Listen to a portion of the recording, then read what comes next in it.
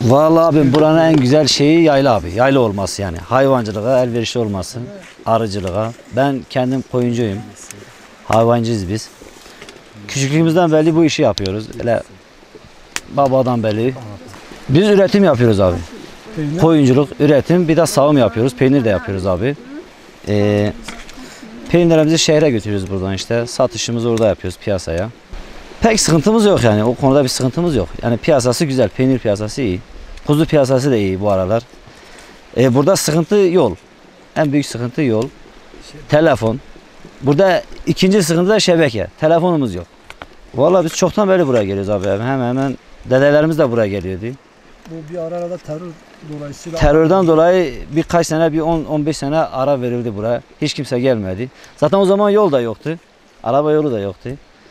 Araba yolumuz bu son 4-5 senedir yapılmış. O da tam randımanlı değil yani. Yine yolumuz kötü. Yok abi, burası tam keşfedilmemiş şu an yani. Öyle tam keşfedilmemiş. Kaynakları yukarıda abi. Buradan geliyor, Arıcak'ın içinden geçiyor, baraja gidiyor. Dicle Barajı'na.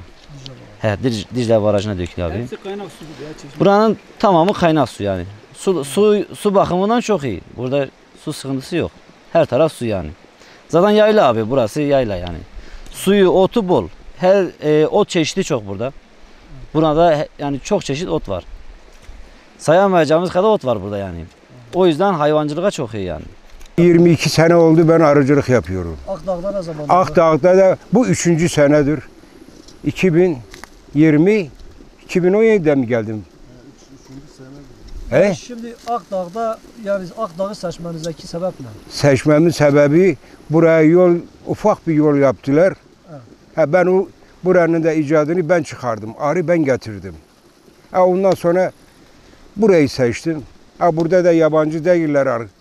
Buradaki olan yaylacılar, ABM diyeyim. Ben de bunların yanına geldim.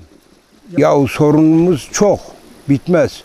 Bir başta yol sorunu. Telefon. Bir hasta olsak, bir hastamiz olsa, ulaşım yok. Yani ulaşım, telefonumuz çekmiyor. Adam ne yapacak? Yok kimse daha, yol yok ki, turist nereden gelsin? Anca helikopterden gele bir yere kona ki gele. Özelliği buranın yayladır. Yani Palo Möğütü'nün en birinci yaylası işte buradır, yukarıdır.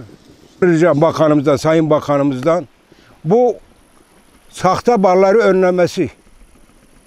Birinci bu.